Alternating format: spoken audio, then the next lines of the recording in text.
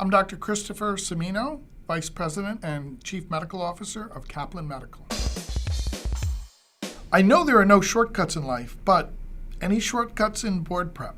It depends on what you mean by a shortcut, I guess. One thing I would say is it's not a matter of it being a shortcut as it's being an easier way.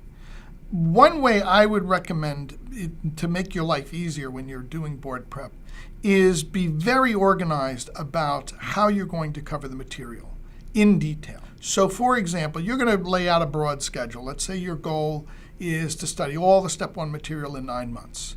You want to mix up your strong and your weak subjects, and you can lay out a rough outline of how you'll spend that 9 months. Then you want to sit down and say, okay, well, this is what I decided I would do in the first month.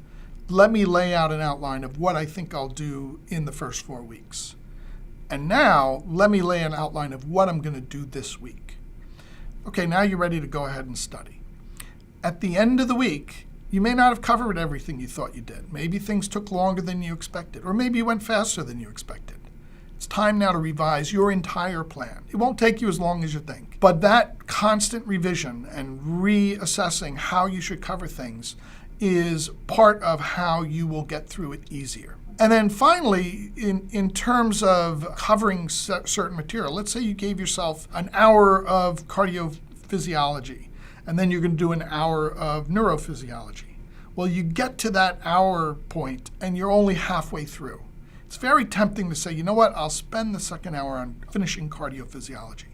And I would say, no, don't do that. Instead, mark down where you left off. Put it on your list of things to catch up with later.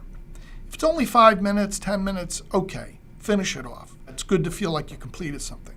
But the trap people fall into is they get bogged down in one topic. They realize they've spent hours on a topic they were struggling with and don't feel like they even remember what the last hour of studying was about. That's the time then to say, I'm going to stop at 1 hour and move on to a different subject.